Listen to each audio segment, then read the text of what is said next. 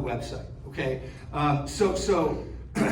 And now I still want to get leads, but now I've got to have a website that facilitates the sale. I got to have a website that somebody can come to my website and buy a car. And that is, when's the last time you sat down and navigated your digital retailing solution like a customer does and try to buy a car? If that's not easy to do, and you can't figure it out, or God forbid it doesn't work, well, guess what? You're not in digital retailing, okay? And then, just call me Captain Obvious with this. This is where I worry for this audience it's too basic. But it's not, because, we see this mistake all the time. You've got to have accurate information on the website. We've been saying that for a long time. That's not new. That's definitely not because of digital retailing, okay? However, it's more important now than it's ever been because now, if there's not enough information on the car, they'll just go find another car. And maybe not right now because there's an inventory shortage. Maybe some of you guys have heard about, but that's going to be something that is just really critically important. We're asking them to buy, $30, $40, $50,000 things.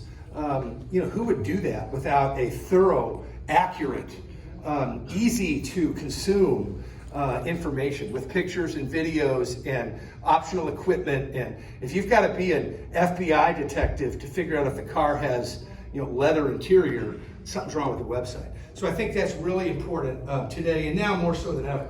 And then thirdly, it's got to be easy. You shouldn't have to be an MIT student to navigate your way through a car dealer's website to buy a car online. It's got to be easy. So that this just, and we're sometimes guilty, and us vendors are guilty of making it too hard sometimes.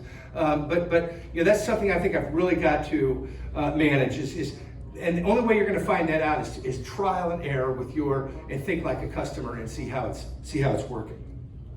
And then I've got to have ways for the customer to have like a safe word. Okay, if they're in my DR process and they decide, okay, this is all great, but I need to talk to somebody. I don't know what this means. I want to talk to a person. I've got to have an easy and fast way for them to get somebody on the phone. And we're going to talk about virtual assistants some in a little bit here, but this is a primary area where we see failure with websites and our customers all the time, where the customer is saying, I need some help, and then nobody helps them. And I know for me personally, we're having our whole first floor of our house remodeled. By the way, you think inventory is hard to come by, try buying a refrigerator right now. It's not even mid-September, we're gonna have a refrigerator. So come on by, I'll give you a cold beer in 3 months. But I gotta give people a way to get in front of my people easily. So if that is making sure that my CRM is going to give alerts to the right people so they engage right away, or having a chat, manned, or having a virtual assistant, to get things going until I can jump in. Those are all things I think I have to think about. And, this is new for all of us, it's new for us, it's new for y'all, it's new for your customers, Is it reasonable to expect that the vast majority of DR leads that come into your CRM are from people who didn't buy a car through digital retailing last time? That's fair, right? So it's new for them too. And they don't know what they can do and can't do, I've got to have a website that educates them about what's possible and I'm going to have marketing. We'll talk about that at the end of this thing, that educates my customer base, of what's possible here at ABC Motors. And now just a personal story. So I've got a car. I bought it from a friend of mine, right in Kansas City, and I needed an oil change. This was just about 3 months ago.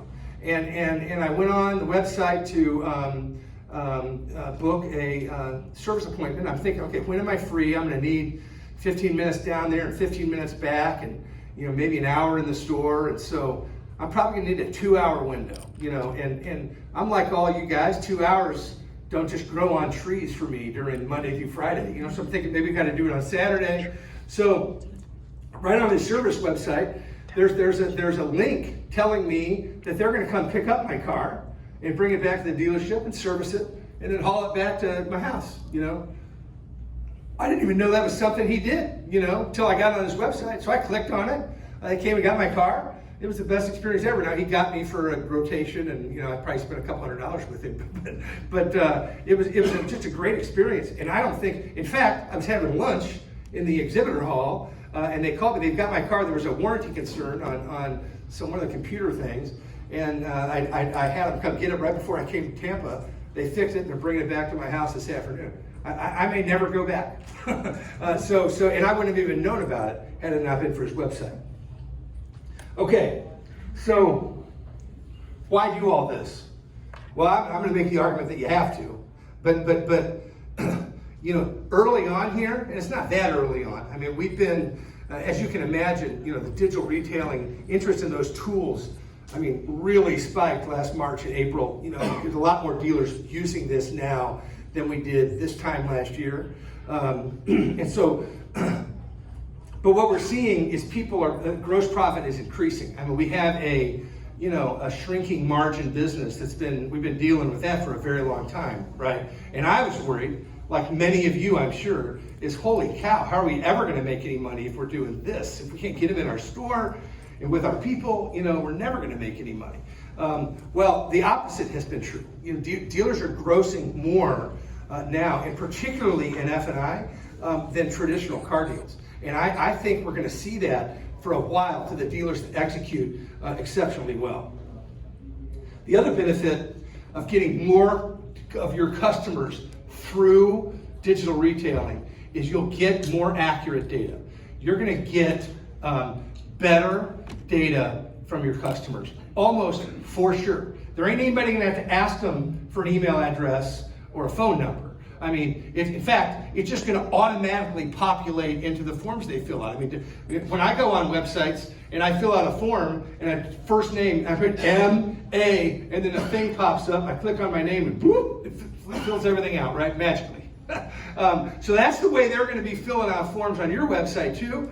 And so you're going to get it all, do you hesitate to give your email address to Amazon or United Airlines or Marriott? No, you don't. I sure as heck don't.